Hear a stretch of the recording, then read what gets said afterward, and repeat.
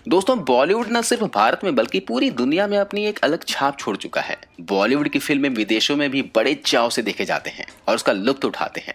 रह रहकर वे भी अपने मन में बॉलीवुड में करियर बनाने के सपने संजोने लगते हैं। कहने का मतलब ये है कि दूसरे देशों के लोगों के लिए भी बॉलीवुड एक आकर्षक करियर ऑप्शन बनता जा रहा है और यही कारण है कि विदेशों से भी लोग यहाँ पर अपना करियर बनाने आते रहते हैं। ऐसी ही एक विदेशी अभिनेत्री है जो बहुत ही कम समय में बॉलीवुड में अपना एक मुकाम हासिल कर लिया है और उस अभिनेत्री का नाम है नोरा फतेही। जी हाँ दोस्तों, नोरा फतेही वो अभिनेत्री हैं जो कनाडा से आकर बॉलीवुड में नाम कमाने में कामयाब हुई हैं। लेकिन क्या ये कामयाबी उसके रियल टैलेंट की वजह से मिला है, कड़ी मेहनत से मिला है या फिर कॉम्प्रोमाइज करना पड़ा? ये सारी ही बातें आज इस वीडियो में हम आपको बताने वाले हैं, तो वीडियो को एंड तक जरूर देखिएगा। दोस्तों, नोरा फतेही एक बैले डांसर है और फिल्मों में नंबर डांस करने के लिए काफी फेमस है।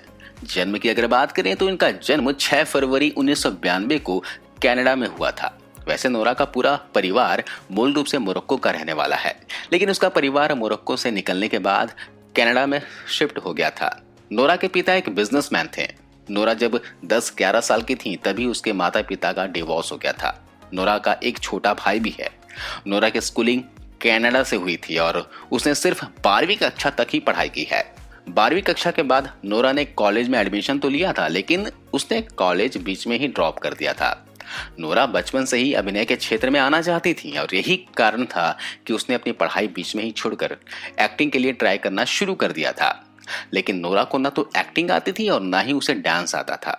यही वजह था कि उसे अपने देश कनाडा में एक्टिंग में कोई मौका नहीं मिला। लेकिन उन्हीं दिनों नोरा मॉडलिंग में छोटे छोटे असाइनमेंट करने लगी थी। इसके बाद में नोरा को लगा कि उसे एक्टिंग में जाना है तो डांस सीखना ही पड़ेगा। इसके बाद नोरा ने सोशल मीडिया के सहारे बिना किसी ट्रेनिंग के खुद ही डांस सीखना शुरू कर दिया। जिस समय नोरा कनाडा में मॉडलिंग किया करती थी तभी वो एक्टिंग में हाथ पैर मार रही थी। तभी उसकी मुलाकात हुई थी एक पाकिस्तानी एजेंट से। वो पाकिस्तानी एजेंट विदेशी लोगों को बॉलीवुड में काम दिलवाने का काम किया करता था, यानी वो बॉलीवुड का एजेंट था। बहुत कम लोगों को पता होगा कि विदेशों में कई ऐसी एजेंसियां एक्टिव हैं जो लोगों को बॉलीवुड में काम दिलवाने का काम करती हैं। एजेंसियां सिर्फ पाकिस्तान ही नहीं बल्कि कई देशों के लोग वहां के लोगों को भारत भेजने का काम कर रही हैं और इन विदेशियों के बॉलीवुड में जुगाड़ होते हैं। इसलिए छोटे बजट की फिल्मों में इन विदेशी लड़के लड़कियों को ब्रेक दिला देते हैं, जिससे उनके पैसे भी बन जाते हैं और जो विदेशी लड़के लड़कियां हैं वो भी इन पर आसानी से भरोसा कर लेते हैं। नोरा फतेही को भी इसी तरह एक एजेंसी के द्वारा भारत भेजा गया था। यहाँ पर उसे पहली फिल्म में काम दिलवाया गया था। नोरा की पहली फिल्म थी रोर टाइगर सुंदरवन, जो कि 2014 में आई थी। हालांकि ये छोटे बजट की फिल्म थी, लेकिन पहली फिल्म में काम दिलवाने के बाद उस एजेंसी का काम पूरा हो गया था।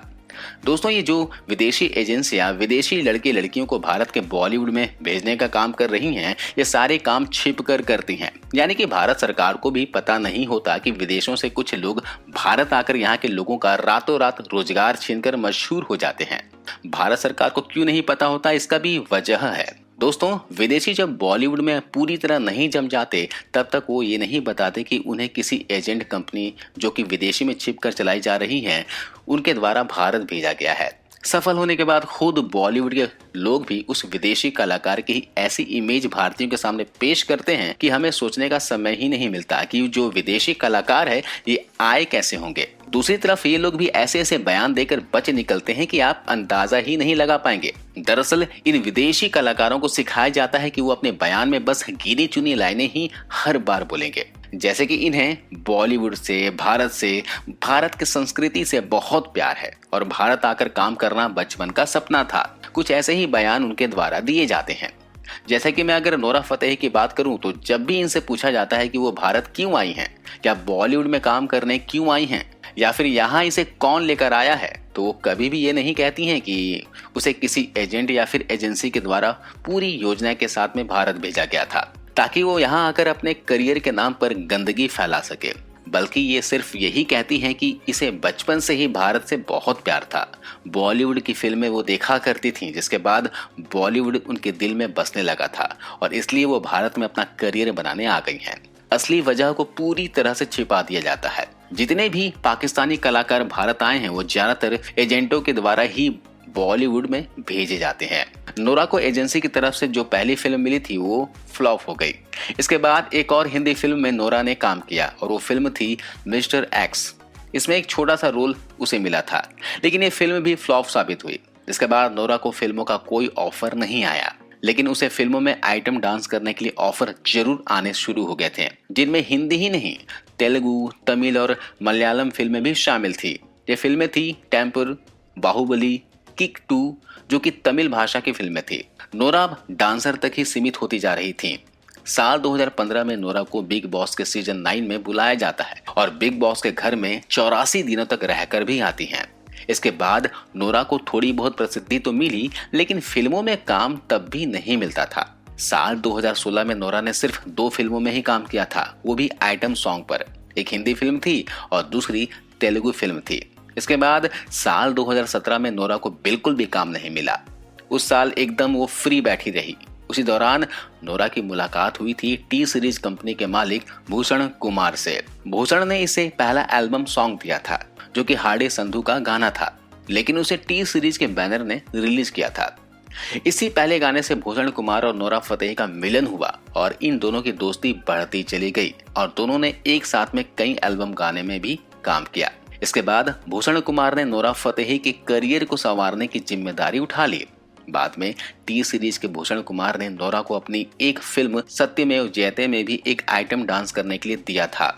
सत्यमेव जयते का दिलबर सॉन्ग इतना बड़ा हिट साबित हुआ था कि पहली बार नोरा को इंटरनेशनल लेवल पर प्रसिद्धि मिल पाई थी। इसके बाद भूषण कुमार ने नोरा को और भी कई आइटम डांस में काम दिया और दिलवाया। नोरा धीरे धीरे पॉपुलर होती जा रही थी। उसकी दबी हुई इच्छाएं भी बढ़ती जा रही थी। वो आइटम नंबर से अलग फिल्मों में लीड रोल निभाना चाहती थी और ये बात उसने भूषण कुमार को बताई थी। और उधर भूषण कुमार को अपनी उम्र से छोटी लड़की मिल गई थी, तो भूषण कुमार भला कैसे मना कर सकता था।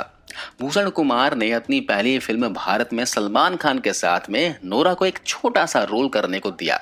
फिल्म देख के साफ पता चलता है कि इसे एक्टिंग बिल्कुल भी नहीं आती है, लेकिन नोरा अपने आप को बॉलीवुड की दूसरी कैटरीना कैफ समझ चुकी थी और फिल्मों के लिए एक्टिंग पर ज्यादा जोर देने लगी थी।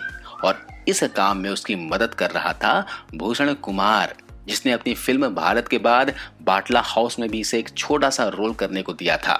नोरा भारत में एक प्रसिद्ध अभिनेत्री बनने आई हैं और यही कारण है कि उसने भूषण कुमार को अपने चुंगल में फंसा रखा है। भूषण कुमार भी इसे अपनी फिल्मों में छोटे छोटे रोल देकर अपने करीब रखने के जुगाड़ में लगा हुआ है। बाटला हाउस के बाद में स्ट्रीट डांसर 3D और भुज में भी ये नजर आई थी।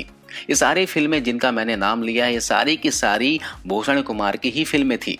इसके अलावा अभी जो सत्यमेव जयते 2 आई थी, उसमें भी ये दिखाई दी थी। आप में से कई लोगों ने सत्यमेव जयते 2 देखी भी होगी। वो दोस्तों टी सीरीज की ही मूवी थी। नोरा भारत में रहकर जल्द से जल्द एक बड़ी अभिनेत्री बनना चाहती हैं और वो ढेर सारे पैसे कमाना चाहती हैं। आइटम डांस और छोटे छोटे शोज के अलावा वो प्राइवेट पार्टीज में भी जाती हैं, जिससे वो बहुत सारा पैसा कमा सके। नोरा यहाँ भारत में सिर्फ 2 ही उद्देश्य से आई है। एक तो भारत की लड़कियों के अंदर अश्लील मुंह वाला डांस डालने और दूसरा अंधाधुंध पैसा कमाने। उसे कोई फर्क नहीं पड़ता कि वो पैसे कैसे कमा रही है। नोरा ने अपने लगभग सभी बॉडी पार्ट की सर्जरी करवा रखी है ताकि वो अपने आप को अट्रैक्टिव कर सके और भारत की हर लड़कियां उसकी जैसे फिगर की चाह में बहकती जाए, और ऐसा देखा भी गया है। दोस्तों नोरा आज तक जितनी भी सर्जरी करवाई है उसे लोगों ने काफी ज्यादा ट्रोल भी किया है और जो कि मीडिया में भी आ चुका है। नोरा डांसिंग स्किल के अलावा या यूं कहें कि कमर मटकाने के अलावा कोई भी दूसरा टैलेंट इसके अंदर नहीं है, लेकिन फिर भी उसे लोगों के ऊपर ऐसे थोपा जा रहा है जैसे कि वो कितनी बड़ी टैलेंटेड लड़की है। नोरा फतेही सिर्फ एक छोटा सा डांसर है, उससे ज्यादा कुछ भी नहीं। नोरा अपने आप को खबरों में बनाए रखने के लिए जानबूझकर उल्टे सीधे हरकत करती रहती हैं और उसने अपना PR बहुत ज्यादा स्ट्रॉन्ग बनाए रखा है। नोरा का एक वीडियो एक बार काफी ज्यादा वायरल हुआ था, जिसमें नोरा अपने एक्टर के साथ में काफी ज्यादा वल्गर डांस कर रही थी। इस वीडियो के बाद भी नोरा को काफी ज्यादा लोगों ने ट्रोल किया था, लेकिन नोरा को कोई पछतावा नहीं था क्योंकि वो तो हमें वही दिखा रही थी जो बॉलीवुड की सच्चाई है। इसके अलावा ऐसे ही एक वीडियो नोरा और टेरेंस के साथ आई थी, जिसमें टेरेंस नोरा के हिप्स पकड़कर उसमें अश्लीलता के साथ हाथ मारा था। नोरा के रिलेशनशिप के बारे में बात करें तो उसका नाम 2-3 लोगों के साथ में जुड़ चुका है। बिग बॉस में काम करते समय सबसे पहले नोरा का नाम जुड़ा था प्रिंस नरूला के साथ, लेकिन इन दोनों का अफेयर कुछ ही महीने तक चला, लेकिन फिर टूट गया। इसके बाद नोरा की लाइफ में आया अंगद सिंह बेदी, जो कि अब नेहा धूपिया का पति है। इन दोनों का रिश्ता भी टाइम पास के जैसा साबित हुआ और जल्दी ही टूट गया। 2018 में नोरा की लाइफ में आया था एक बॉडी बिल्डर वरिंदर सिंह घुमन। वरिंदर के साथ में नोरा का रिश्ता 6 महीने तक ही चला था। उसके बाद अभी तक नोरा बॉयफ्रेंड के साथ में मीडिया में नहीं आई हैं। तो दोस्तों, अभी के लिए बस इतना ही।